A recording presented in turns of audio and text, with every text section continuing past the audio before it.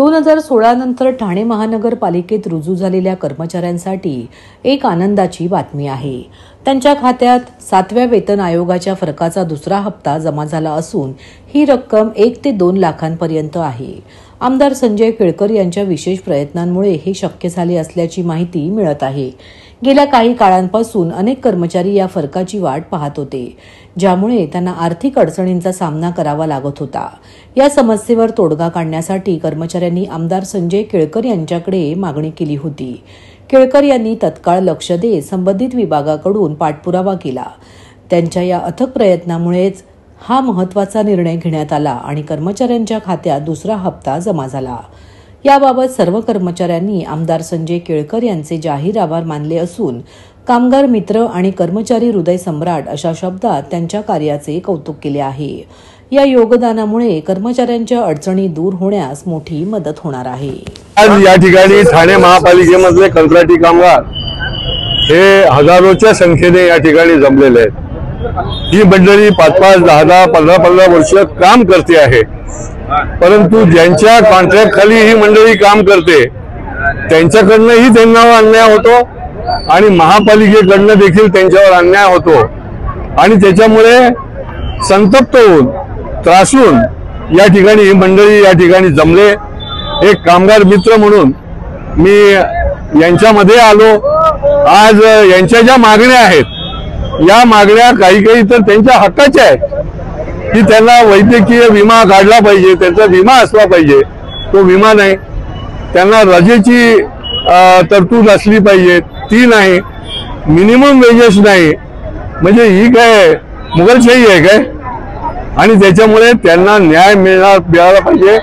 आज मला आनंद वाटतो की महापालिकेने या तिन्ही गोष्टी ज्या आहेत या मान्य करून त्याचे निर्देश पण दिलेले आहेत। उर्वरित जी आता भरती चालू आहे, पुढे भरती होणार आहे, याच्यामध्ये कंत्राटी कामगारांना न्याय मिळाला पाहिजे, त्यांना प्राधान्य मिळालं पाहिजे, अशा प्रकारची भूमिका जी आहे ती रास्त आहे आणि त्या संबंधामध्ये देखील आमची चर्चा झाली आहे आणि त्यांच्याकरता देखील प्राधान्य देण्याचं काम जे आहे ते निश्चितपणे दिलं जाईल। मला असं वाटतं की हा कंत्राटी कामगार जो आहे तो अनेक विभागामध्ये काम करणार आहे, हा कष्टकरी आहे आणि याला पाठबळ देणं, याला योग्य पद्धतीचा न्याय देणं हे खरं म्हणजे महापालिकेचं देखील काम आहे। तुम्ही कंत्राटदारावर असं नुसतं सोडून चालणार नाही। जे कंत्राटदार योग्य ते नियम पाळत नाहीत त्यांना तुम्ही काळ्या यादीत टाका, त्यांना त्या ठिकाणाहून काढून टाका, पण या कंत्राटी कामगाराला योग्य पद्धतीने न्याय द्या, ही आपली भूमिका आहे। आणि पुढच्या काळामध्ये देखील ही एका आशेने, विश्वासाने या ठिकाणी मला कामगार मित्र म्हणून त्यांनी बोलवलंय आणि त्यामुळे निश्चितपणे या आमच्या कष्टकऱ्यांकरता जे म्हणून करता येईल ते पुढच्या काळामध्ये देखील मी करणार आहे। सर, आपण जर पाहिलं तर महानगरपालिकेचे अनेक अधिकारी जे भ्रष्ट आहेत ते कुठेही याची सुनावणी करत नाहीत, ते आयुक्तांना कुठेतरी डावलण्याचा प्रयत्न करतात, खरी माहिती देत नाही, त्यामुळे हे जे कंत्राटी त्यांना कुठेतरी जागा ती भेटत नाही। अधिकाऱ्यांनी देखील योग्य पद्धतीने यांच्याबरोबर वर्तन केलं पाहिजे। ही देखील माणसंच आहेत, कष्टकरी आहेत, परंतु यांना डावलण्याचा प्रयत्न काही लोक करणारे देखील इकडे आहेत, तर त्यांना योग्य पद्धतीने ते सोडवण्याचं काम जे आहे ते देखील आम्ही निश्चितपणे या पुढच्या काळात करणार आहोत।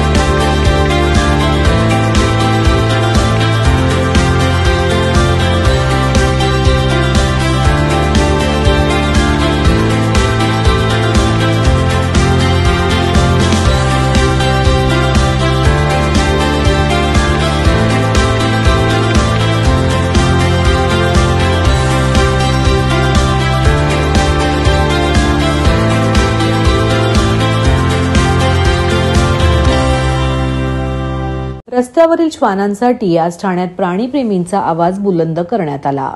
Citizen for animal protection foundation आणि डॉग मंत्रा या संस्थेच्या वतीने शनिवारी उपवन तलाव ठाणे पश्चिम येथील एम्पी थिएटर येथे शांततापूर्ण जमाव आयोजित करण्यात आला होता। या शांतता आंदोलनातून ठाणेकरांनी करुणा, मानवता आणि न्यायाची हाक दिली। प्राणी कल्याणाकडे भारताची वाटचाल ही जबाबदारी व काळजीने परिपूर्ण असावी, हा संदेश या आंदोलनातून देण्यात आला। सर्वोच्च न्यायालयाने दिलेल्या आदेशाविरोधात दिल्लीच्या धर्तीवर मुंबईमध्ये प्राणीप्रेमींनी करुणेचा आवाज बुलंद केला होता. शुक्रवारी सर्वोच्च न्यायालयाने महत्त्वपूर्ण दिशानिर्देश देऊन रस्त्यावरील श्वानांच्या बाबतीत तात्पुरता दिलासा असला तरी त्यावर अजून ठोस निर्णय बाकी आहे. दिल्ली एनसीआरमध्ये शेकडो श्वानांना पकडून न बांधलेल्या शेल्टरमध्ये कैद करण्याच्या आदेशाविरोधात ही कृती होती. या विरोधात हजारो प्राणीप्रेमी दिल्लीत रस्त्यावर उतरले होते. या प्राणीप्रेमींच्या समर्थनार्थ आज ठाण्यात शांततापूर्ण जमाव करून एक रॅली देखील काढण्यात आली. कॅप फाउंडेशनचे सुशांत तोमर आणि डॉग मंत्राचे आकाश शुक्ला म्हणाले की सर्वोच्च न्यायालयाकडून हा तात्पुरता दिलासा असला तरी खरी उपाययोजना लसीकरण, नसबंदी आणि जनजागृती ही आहे. महापालिका व स्थानिक प्रशासनाने प्रभावी अंमलबजावणी करावी यासाठी जागृती करणे. या आदेशाच्या अंमलबजावणीत आंदोलनाच्या पार्श्वभूमीवर खालील प्रश्न उपस्थित केले. खाद्य केंद्रे ठरवली जात नाहीत तोपर्यंत प्राणीप्रेमींनी काय करावे? आक्रमक श्वान ठरवण्याचा अधिकार नेमका कोणाकडे? नाव आकाश शुक्ला आहे आणि मी एक डॉग बिहेवियरिस्ट आहे आणि आम्ही इकडे ठाणे शहरात काही वर्षांपासून हे जे ह्युमन डॉग कॉन्फ्लिक्ट आहे, श्वानांचं आणि माणसांमध्ये जे कॉन्फ्लिक्ट होतात त्याच्यावरती रेझोल्युशन आणण्याचं आम्ही काम करत आहोत. तर त्या करण्यासाठी आम्ही एक 100 पानाचं एक गाईड बनवलेलं सोल्युशनसाठी आणि त्या गाईडवरती आम्ही ऑलरेडी काम केलेलं होतं. पण जेव्हा हे अन्यायजनक हे झाली, सुप्रीम कोर्टाकडनं निर्णय आला, तेव्हा दिल्ली एनसीआरमध्ये सगळे प्रोटेस्ट सुरू झालेले. तसेच आम्ही इकडे मुंबईतही केलेले. पण आता कालच्या निर्णयाने स्टे आल्याबाबत आम्ही एक धन्यवाद करतो कोर्टाचं. पण अजून एक 8 आठवड्यानंतर नवीन हिअरिंग होणार, जिथं सगळे हायकोर्टचे जे आहेत अख्ख्या देशातले सगळे पेटिशन, सगळे पेंडिंग केसेस सगळे सुप्रीम कोर्टला जाणार आहेत आणि तसेच सुप्रीम कोर्ट एक युनिफॉर्म डिसिजन वर्डिक्ट देणार सगळे हिअरिंग झाल्यानंतर आणि ते पूर्ण देशभर ते लागू होणार. तसेच आमचे इकडे आव्हान आहे ठाणे शहरात आणि आपल्या स्टेटला, कारण आम्हाला हे करण्यात आलेलं आहे की आम्ही एक प्रेसिडेन्स जर चांगला सेट केला, जे आम्ही ठाणे शहरात करत होतो, जर हे स्टेट वाईड इम्प्लिमेंट झालं आणि हे सोल्युशन आम्ही लोकांपर्यंत पोहोचवले, जे आहे मास अवेअरनेस, मास व्हॅक्सिनेशन आणि मास sterilisation, focusing on mass awareness. जर हे जनजागरूकताचे विषय लोकांपर्यंत पोहोचले, एस्पेशली सोसायटीजमध्ये आणि मुलांकडे, शाळेंमध्ये, कारण सगळ्यात जास्त चावण्याची घटना शाळेत मुलांसोबत होतात, म्हणून मुलांकडे हे पोहोचणं खूप गरजेचं आहे. आणि हे आमचं आव्हान आहे सगळ्या टॉप अथॉरिटीशी की इम्प्लिमेंटेशनची नोंद करावी आणि ह्याला इम्प्लिमेंट सगळीकडे करावं आपल्या स्टेट वाईड आणि आपण कोर्टात हा केस जिंकू. तर ज्या प्रकारे कुत्रे चावण्याच्या घटना ज्या आहेत ते वारंवार घडताना पाहायला मिळत आहेत, रेबीजच्या संख्या देखील वाढलेल्या आहेत, इंजेक्शन जे आहेत ते ग्रामीण भागात उपलब्ध होत नाहीयेत, त्याकडे कशा? सो त्याकरता आपल्याला वॅक्सिनेशनचे रिसोर्सेस वाढवायला लागेल. पण फक्त वॅक्सिनेशनचे रिसोर्स वाढवून उपयोग नाही. जो कोल्ड चेन आपण म्हणतो, जे वॅक्सिनेशन स्टोरेज असतं, ते बऱ्याचशा वेळी होत नाही आणि ते कोल्ड चेन प्रॉपर होण्याकरता आपलं लक्ष दिलं पाहिजे. कारण बऱ्याच ठिकाणी आम्ही बघितलं की वॅक्सिन उपलब्ध असतं पण ते कोल्ड चेनमध्ये नीट मेंटेन होत नाही टेम्परेचर आणि त्याच्यामुळे जे वॅक्सिन असतं त्याची इफेक्टिव्हनेस कम्प्लिटली निघून जाते. त्याच्यावरती लक्ष देणं गरजेचं आहे. तर रस्त्यामध्ये जे डॉग फूड देण्यात येत आहे त्यामुळे श्वान चाला देखील बंदी, रस्त्यावरती उघड्यावरती फूड टाकणं ते कितपत योग्य अयोग्य म्हणलं जातं, त्यामुळे कुठेतरी हे बंदी आणली पाहिजे. सो त्याकरता आपल्याला जे आदेश मिळालेला आहे सध्या सुप्रीम कोर्ट कडून, ते आहे की सगळ्या म्युन्सिपल अथॉरिटीजने वॉर्ड वाईज फीडिंग स्पॉट्स जमा केले पाहिजेत. पण त्याच्या व्यतिरिक्त आपल्याला हेही लक्ष दिलं पाहिजे की आपल्याकडे जे गार्बेज डिस्पोजल होतं त्याचं काही काळजी घेतली जात नाही. आणि कुत्रे हे स्कॅव्हेंजर्स आहेत, ते गार्बेजवर तुम्ही किती खाणं द्या ते तरी एक मेलेला उंदीर खाणार, ते गार्बेजमध्ये जाऊन तोंड घालणार. तर जर गार्बेज डिस्पोजल आपलं क्लिअर होत नाही तर आपण कितीही फीडिंग स्पॉट्स केले तरी ते इकडे तिकडे पसरणार आहेत. तर फीडिंग स्पॉट्स करणं गरजेचं आहे आणि आपल्याला हे महत्वाचं आहे की त्या फीडिंग स्पॉट्सना जे रजिस्टर्ड फीडर्स आहे हे रजिस्ट्रेशन झाले पाहिजेत. आपल्या ठाणे शहरात झालेलंही आहे याच्याबद्दल. पण त्यांनाच नियमितपणे एका वेळेला जेव्हा लोकांचं मुव्हमेंट नसते, कमी मुव्हमेंट असते, त्यावेळेला फीडिंग करवणं खूप गरजेचं आहे. नागरिकांना आवाहन करण्यात येत आहे की सध्या डासांमार्फत पसरणाऱ्या डेंग्यू या आजाराचा प्रसार रोखण्यासाठी प्रत्येकाने पुढील प्रमाणे कार्यवाही करावी. डेंग्यू आजार एडिस इजिप्ती हा डास चावल्याने होतो. या डासांची पैदास साचलेल्या किंवा साचवलेल्या स्वच्छ पाण्यामध्ये होते. 8 दिवसांपेक्षा जास्त दिवस पाणी उघडे व साचून राहिल्यास त्यात डास अंडी घालतात. अंड्यांच्या अळ्या तयार होऊन पुढे डास तयार होतात. यासाठी आपल्या घरातील पाणी साठे, उदाहरणार्थ बॅरल्स, पिंपे, टाक्या, हौद, रांजणे इत्यादी दर आठवड्याला रिकामे करून घासून पुसून कोरडे करून पुन्हा भरावे. एक दिवस कोरडा दिवस म्हणून पाळावा. पाणी साठ्यांना घट्ट झाकणे बसवावीत किंवा जुनी साडी, चादर, धोतर यांनी बांधून झाकून ठेवावीत, म्हणजे डास त्यात जाऊन अंडी घालणार नाहीत. घराच्या गच्चीवर, आजूबाजूला, अंगणात कोठेही पाणी साचू देऊ नये. भंगार सामान उघड्यावर टाकू नये.